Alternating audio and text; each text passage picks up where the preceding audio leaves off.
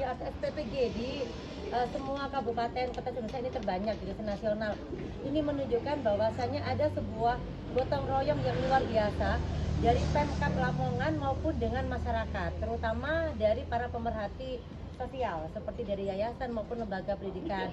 Nah, kemudian walaupun ini kabupaten terbanyak di Indonesia Raya, tapi kita juga memikirkan bagaimana Lamongan semakin banyak juga ada SPPG lain, kan seperti itu. Nah, salah satu poin pentingnya adalah bagaimana kita mendukung dan kita menyampaikan kepada Bapak Presiden Prabowo bahwasanya ini adalah kabupaten yang siap mensupport dan mendukung program Astra Bapak Presiden Prabowo.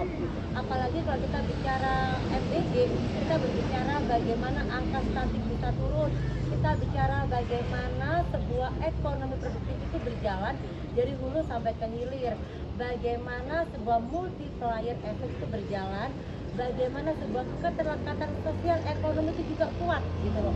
Jadi kalau kita bicara dapur gratis, dapur sehat, kita bicara MDG dan sebagainya, kita berbicara bagaimana kerjasama masyarakat, pemerintah secara sosial itu menguatkan sektor ekonomi.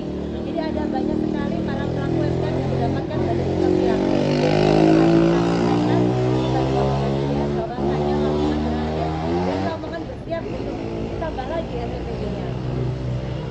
Sudah berjalan dan banyak yang perlu dilakukan evaluasi. Apa saran dari Mbak Lia sendiri terhadap SPPG yang sudah berjalan saat ini? Oke, kebetulan kami tadi saya dengan Mas Wabub kan langsung melihat ya bagaimana di dapur saat ini bagaimana situasinya, dan ternyata sangat clean, sangat bersih. Makanan juga sangat sesuai dengan preferensi ataupun selera makan dari anak-anak sekolah maupun dari penerima manfaat lainnya. Jadi kalau dalam hal itu sih nggak ada sebuah evaluasi yang kemudian menjadi kritikan yang nggak ada. Cuman kalau kita bicara perbaikan memang harus ada satu hal yang kita perbaiki.